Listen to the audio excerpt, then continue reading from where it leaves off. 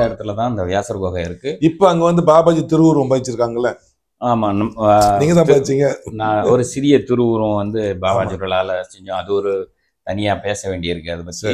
அது பாபாஜி விருப்பம். அகத்தியர் எனக்கு ஓலைச்சுவடியில் ஆணையிட்டதுனால முதல்ல பாபாஜி உபதேசம் பெற்ற பிராணாயம் உபதேசம் பெற்று அந்த குகையில் மேலே தட்சிணாமூர்த்தி குகைன்னு இருக்குது குற்றாலத்தில் மேலே, அந்த குகையில் பாபாஜியை பிரதிஷ்டை பண்ணக்கூடிய பாகியம் கிடச்சிது. அது அகத்தியர் வந்து ஓலைச்சுவடியில் எனக்கு கட்டளை இட்டதுனால அவர் முருகாவதாரன்னு குறிப்பிட்டபடி இந்த தீட்சையெல்லாம் முடிச்சுட்டு 6 மாசம் பொறுத்து வராரு.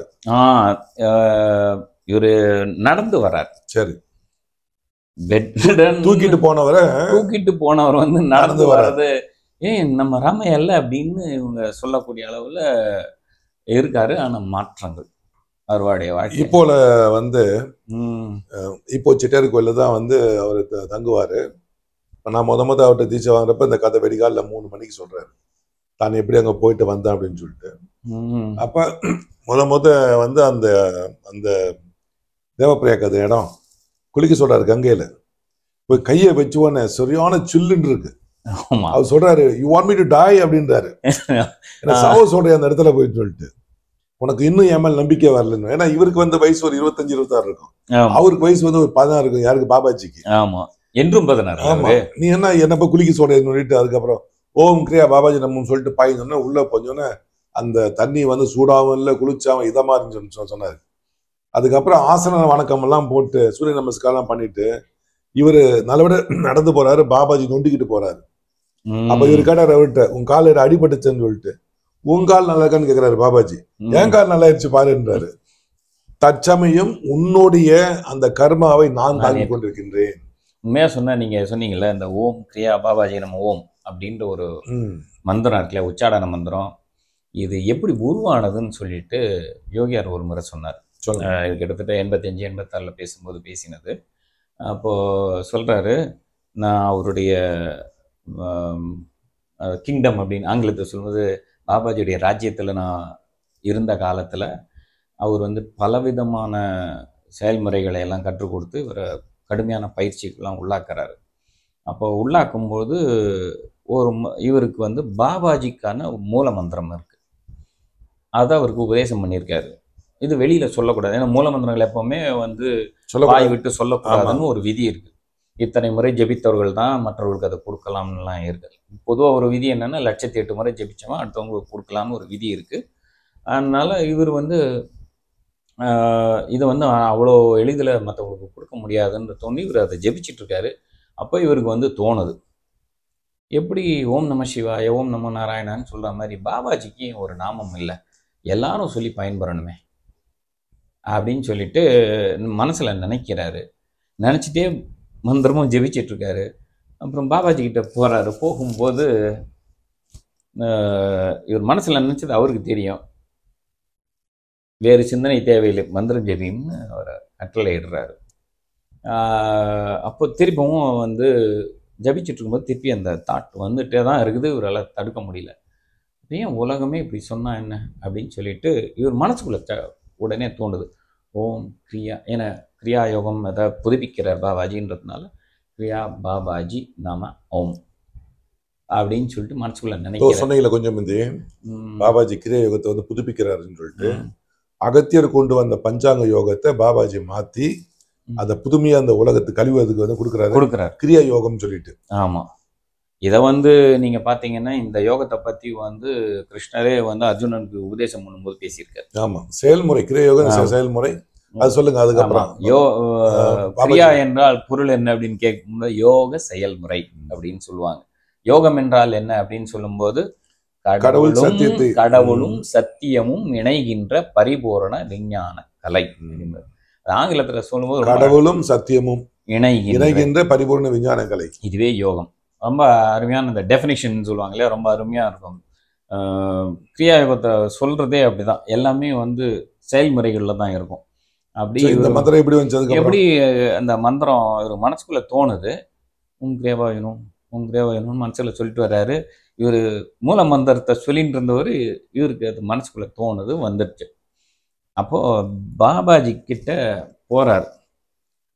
பாபாஜி கிட்ட நெருங்கி போகும்போது அந்த மந்திர அதிர்வலைக்கு ஆட்படுவேன், எல்லோரும் பயன்பெறுவார்கள். அவர் சொல்லும்போது மறைப்பா தான் சொல்றார் பாபாஜி, நேரடியா சொல்ல. அந்த மந்திர அதிர்வலைக்கு நான் ஆட்படுவேன் அப்படின்னு சொல்றாரு. மூல மந்திரத்தை விட உலகம் சொல்லணும்னு இவர் ஆசைப்பட்டார், மனசுல நினைக்கிறார். ஏன்னா இதுதானே நம்ம வந்து சுலபமா வந்து உச்சாரணம் எல்லார்கிட்டையும் பேசணும். பாபாஜி இன்னைக்கு உலகமே வந்து சொல்லிட்டு இருக்குன்னு சொன்னா ஓம் கிரியா பாபாஜனம்னு சொல்றதுக்கு காரணமே யோகியார் மனதில் உதித்ததுதான் இந்த மந்திரம். உலகம் பயன்பெறணும்னு அவர் முதல்ல இது பண்ணார். இது ரொம்ப யாருக்குமே தெரியாது. இன்னைக்கு உலகம் சொல்லுது, அவங்கவுங்க சொல்லிட்டு இருக்காங்க, நாங்க தான் சொல்றோம், நாங்க சொல்லணும். இதுக்கு ஆதியா இருந்தவர் வந்து அவங்க பயிற்சியில் இருந்த காலத்துல இவருக்கு தோன்றினது.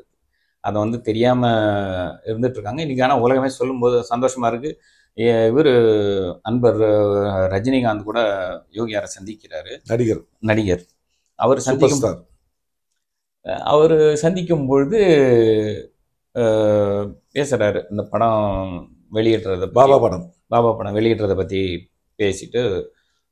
பேசி முடிக்கும்போது யோகியார் வந்து தன் கைப்படவே ஓம் கிரியா பாபாஜனம் அப்படின்னு சொல்லிட்டு தமிழில் இங்கிலீஷில் எழுதி இந்த படத்தில் பயன்படுத்துங்க, உலகமே சொல்லி பயன்பெறட்டும், அதுதான் அவருடைய பரந்த மனம், அதுதான் யோகியார் அப்படி சொல்லி இது சொன்னீங்கல்ல. அதுக்கப்புறம் அவருடைய தீட்சை வாங்கிட்டு வந்து தீட்சை வாங்கிட்டு வராரு. அப்புறம் கிட்டத்தட்ட அவர் எப்பவுமே பாபாஜிக்காக தன்னை அர்ப்பணிச்சிட்டார். பாபாஜி என்ன சொல்றாரு, நான் உன்னை தேர்ந்தெடுத்தது காரணம் கிரியா யோகம் 1982 அது ஒரு யோகானந்தர் இருந்தார், அவரோட அது மறைப்பாக போய்விட்டது. அதனால அதே வருடமே இவரை தேர்ந்தெடுக்கிறார். தேர்ந்தெடுத்து இந்த யோகத்தை பரமஹம்ச யோகானந்தா பரமஹம்ச யோகானந்தா இல்லையா, அவர் லகரிமாசியோடைய சிஷ்யரான யுக்தேஸ்வரகிரி அவருடைய சிஷ்யரான பரமஹம்ச யோகானந்தா, அவரை தான் அவருடைய காலம் முடியுது. அதை பற்றி நம்ம ரொம்ப சர்ச்சையான விஷயங்கள்லாம் உண்டு, நம்ம அதை பற்றி பேச வேண்டாம். அப்போது இவர் அந்த நேரத்தில் தான் இவரை தேர்ந்தெடுக்கிறாரு. தேர்ந்தெடுத்து உலகுக்கு இதை கொண்டு போய் சேர்க்க வேண்டியதும் பொறுப்பு. நான் சொல்ல வேண்டியதை கடமை என்ன அது இருக்கோ எல்லாத்தையும் உனக்கு சொல்லிட்டேன். கொஞ்சம் கண்டிப்பும் அதுவுமா தான் வந்து பாபாஜி வந்து சொல்லி அனுப்புகிறார் அவரை. அதனால் தன்னை முழுவதுமே யோகத்துக்காகவே தன்னை அர்ப்பணித்து 83 வயது வரையில் அவர் வந்து இருந்து அவர் வந்து பெரிய தொண்டாற்றினார். அதில் வந்து உபதேசம் பண்ணுறதுன்றது தான் ஒரு பெரிய விஷயமா இருந்தது. அவ்வளோ சாமானியமும் இல்லை அவரோட உபதேசம் பெறுவதுன்னா. கண்டிப்பு அதிகம். கண்டிப்புன்னா அந்த காலத்தில் இருக்கிற குருகுல முறைப்படி அவர் வந்து நடத்துவார். நான் நான் வந்து அகத்தியரோட ஆள். எனக்கு வந்து அகத்தியர் உங்கள் தமிழகத்தில் நீங்கள் வந்து கிராமம் சொல்லுவீங்கள்ல. ஆமாம். இப்போ எங்கள் ஊரில் பார்த்தா எஸ்டேட், எஸ்டேட்டில் பால் மரத்தோட்ட எஸ்டேட்டில் வந்து வளர்ந்துக்கிட்டு இருக்கு. ஆனால் பிறந்தது அங்கே தான். வளர்ந்துக்கிட்டு இருக்கும்போது திருவிழாவில் வந்து படம் போடுவாங்க. படம் போடுறப்ப எனக்கு அப்போ வயசு வந்து ஒரு 14 வயசு இருக்கும். அப்போ அகத்தியர் படம் போடுறாங்க. அவரை பார்த்த உடனே கண்ணு தண்ணி ஊத்துது எனக்கு கீழே. ஃபர்ஸ்ட் டைம் பார்க்குறேன், இப்பேற்பட்ட ஒரு சித்தரா, அதாவது ஆள் நிற்கிறாருன்னு சொல்லிட்டு. படம் முடிஞ்ச உடனே எனக்கு அந்த ஈர்ப்பு சக்தி உடம்புல ஓடிக்கிட்டு இருக்கு, விட்டக்குறை தொட்டக்குறை. அப்புறம் ஈப்போவுக்கு வர ஏன்னா ஈப்போவில் அப்போ பஸ்ஸு தான் வரணும், அது 15 வயசுலாம் ஒன்றே வர முடியாது. அப்போ அப்பா கூட ஒரு நாள் வந்து சித்தப்பா கூட இங்கே இருந்து நான் வீடு கூட பேப்பர் போட்ட ஆளு. அப்போ அந்த ஒரு புஸ்தகம் ஒன்று கிடைச்சிச்சு, படிக்க ஆரம்பிச்சேன். அதோட வந்து என்ன பண்ணுச்சு, பூகம்பம் வெடிச்சுமா எல்லாம் வெடிச்சிருச்சு. அப்போ எஸ்டேட்ல வந்து அகத்தியரை பத்தி பேசிக்கிட்டு இப்படியே இருந்துகிட்டு இருக்கேன். அப்போ குஞ்சுபு அப்படின்னு இருக்காரு எஸ்டேட்ல, குஞ்சுபு கல்யாணின்னு சொல்லுவாங்க அவங்க. அவருடைய மகன் ஒருத்தர் இருக்கிறாரு, அவர் பேர் மாதவன் பேரு. ஏற்கனவே யோகி ராமையாட்ட தீட்சை வாங்கி அவர் எஸ்டேட்ல ஒரு ஆள் நிக்கிறாரு. அவருக்கு ஒரு விட்டக்குறை தொட்டக்குறை. அவரு தான் முத எனக்கு யோக குரு. யோகன்னா இந்த ஆசனத்தை சொல்லி கொடுத்தவர். யோகியார் வந்திருக்கிறாரு, நீ வா அப்படின்னு சொன்ன உடனே கூட்டு வந்த உடனே நான் முதல் நாள் போன உடனே எனக்கு வந்து டைம் லேட்டா போச்சு. யோகாசனம் போட்டுக்கிறேன், ஃபர்ஸ்ட் கிளாஸ் யோகாசனம் தான் போடுவாங்க அறிமுக கிளாஸ்ல. அப்போ என்ன ஆகுதுன்னு சொன்னா வந்து லேட்டா பண்ண விட மாட்டேட்டாரு உள்ள. நான் முடியலாம் நீட்டா வச்சிருப்பேன் முடியெல்லாம். என்னடா நம்ம கொஞ்சம் அப்ப கொஞ்சம் ஒரு இந்த மாதிரி சிறு வயது கல் எடுத்துட்டு மண்டையை உடைச்சிடணும் அப்படின்னு சொல்லிட்டு உட்காந்துட்டு அவரு அகத்தியரை பத்தி பேசுறாரு. பாபாஜி பத்தி கல்லுக்கு ஓட்ட பண்ணி கை விட்டு தானா கீழே விழுது. அப்புறம் போய் ஆசீர்வாதம் வாங்கிட்டு மறு வருஷம் போயிட்டேன். விடிகாலில் 3 மணிக்கு வாங்கன்ட்டார். எதுக்கு? உபதேசம் வாங்குறதுக்கு. இங்கே இந்த ஒரு இடத்துல நான் சொல்லணும். சொல்லுங்க. நான் உபதேசம் வாங்கின போது 83ல் ஒரு அதுக்கு முந்தைய நாள் வந்து பெரிய பிரசங்கம் நடத்துகிறாரு. வியாழக்கிழமையில் எப்பவுமே பெரிய பிரசங்கம் இருக்கும் சென்னையில் 8 மணி 7:45 8 மணிக்கிட்ட ஆரம்பித்தார்.